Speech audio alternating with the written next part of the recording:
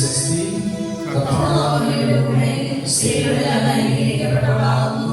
അങ്ങയുടെ ഉദരത്തിൻ ഫലമായി ഈശോ അനുഗ്രഹിക്കപ്പെട്ടവനാകുന്നു. പരിശുദ്ധ മറിയമേ, തമ്പുരാന്റെ പാപികളായ ഞങ്ങൾക്ക് വേണ്ടി ഇപ്പോഴും ഞങ്ങളുടെ മരണസമയത്തും തമ്പുരാനോട് അപേക്ഷിച്ചുകൊള്ളണമേ. ആമേൻ. ദൈവകൃപ നിറഞ്ഞ മറിയമേ സ്വസ്തി. കർത്താവ് അങ്ങയുടെ കൂടെ സ്ത്രീകളിൽ അങ്ങ് അനുഗ്രഹിക്കപ്പെട്ടവളാകുന്നു. അങ്ങയുടെ ഉദരത്തിന്റെ ഫലമായി ഈശോ അനുഗ്രഹിക്കപ്പെട്ടവനാകുന്നു.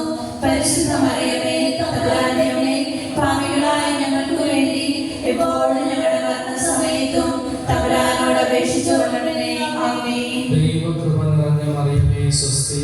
കർത്താവ് അങ്ങയുടെ കൂടെ സ്ത്രീകളിൽ അങ്ങ് അനുഗ്രഹിക്കപ്പെട്ടവളാകുന്നു.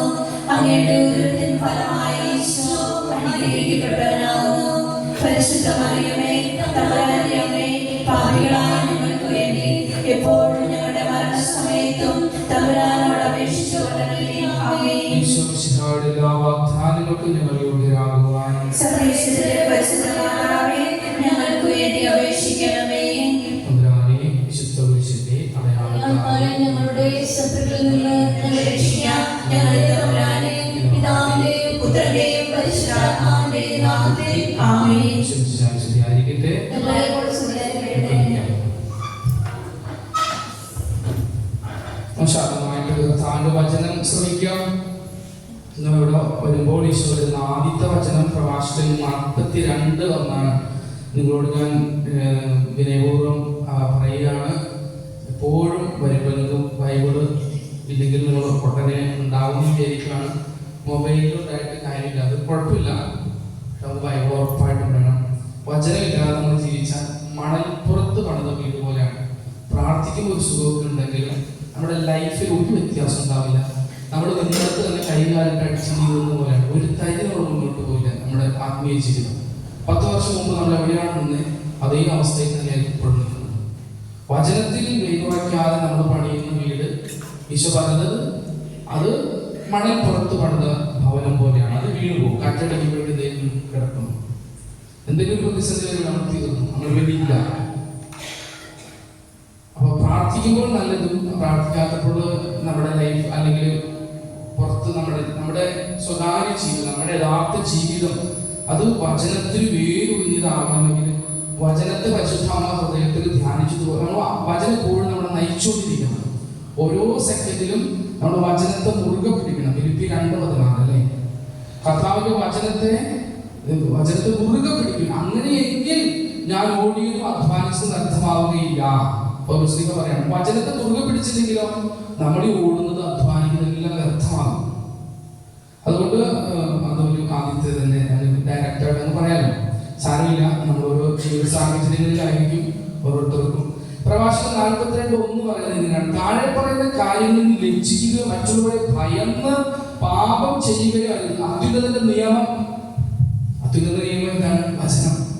വചനത്തെ നമ്മൾ ലജ്ജിക്കരുത്. എന്നെ റോമാലേഖനത്തിൽ 1:18 പറയുന്നത് കേട്ടല്ലേ? 10:16 സുവിശേഷത്തെ പറ്റി ഞാൻ ലജ്ജിക്കുന്നില്ല ആണ് പ്രഭാഷകൻ 42 എന്ന് പറയുന്നത്. താഴെ പറയുന്ന കാര്യങ്ങളെ കുറിച്ച് നീ ലജ്ജിക്കുകയോ മറ്റുള്ളവരെ ഭയന്ന് പാപം ചെയ്യുകയോ ചെയ്യരുത്. എന്താണ്? ഒന്ന്, കർത്താവിന്റെ നിയമം, കർത്താവിന്റെ ഉടമ്പടി, കർത്താവിന്റെ നിയമം. നമുക്ക് ആ ഒരു കാര്യം എല്ലാവരും ഒരുമിച്ചെടുക്കണ്ട. ഇതിനെ കുറിച്ച് നമ്മൾ അഭിമാനിക്കണം. സുവിശേഷത്തെ പറ്റി ഞാൻ ലജ്ജിക്കുന്നില്ല എന്ന് പൗലോസ് ശ്ലീഹ റോമ 1:14 പറയുന്നത് പോലെ സുവിശേഷത്തെ പറ്റി നമ്മൾ ലജ്ജിക്കാതിരിക്കണം. അതിനോർത്ത് ലജ്ജിക്കരുത്.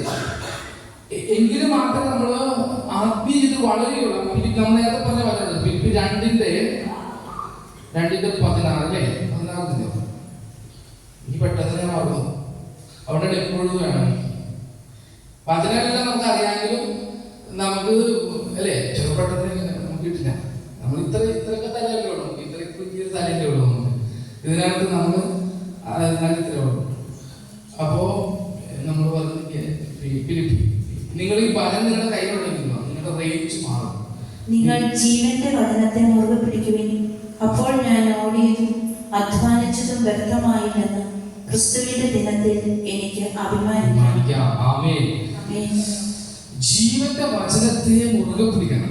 എപ്പോൾ എല്ലാ സാഹചര്യത്തിലും മുറുകെ പിടിക്കണം.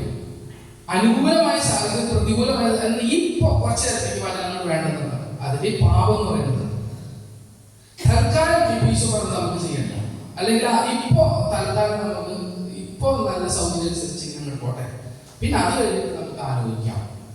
ഇങ്ങനെ നമ്മുടെ വിഷയം നമുക്കറിയാം, നിങ്ങളെല്ലാം എനിക്കറിയാം, നമ്മളെല്ലാവരും ഈശോയെ എവിടെയെങ്കിലും കണ്ടുമുട്ടിയവരാണ്.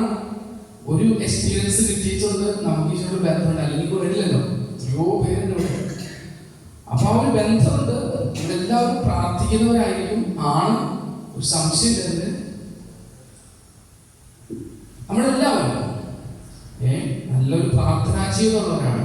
പക്ഷെ നമ്മളൊന്ന് ശരിക്കും ഈശോടൊപ്പം ആലോചിച്ച് നോക്കി, എന്നെ ആത്മീയ ജീവിതം ശരിക്കും ആഴപ്പെട്ടു, എനിക്കൊരു വ്യക്തിബന്ധത്തിൽ ശരിക്കും ആഴപ്പെട്ടു വളരുന്നുണ്ടോ? ഈശോയുടെ ജീവിതത്തിൽ ഇങ്ങനെ എപ്പോഴും ഇങ്ങനെ എനിക്ക് ക്ലാരിറ്റിയോടുകൂടി എൻ്റെ ആത്മീയ ജീവിതത്തിൽ, എൻ്റെ ജീവിതത്തിൽ മുന്നോട്ട് പോകാൻ പറ്റുന്നുണ്ടോ?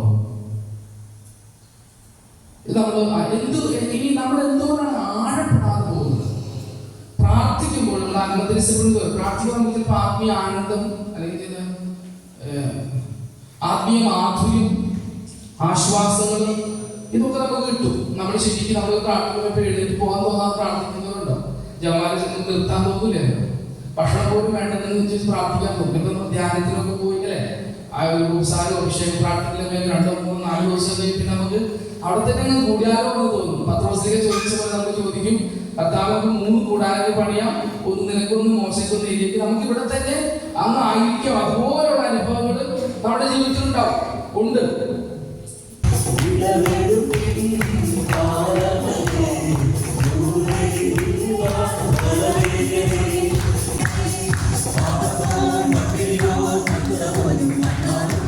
Thank you.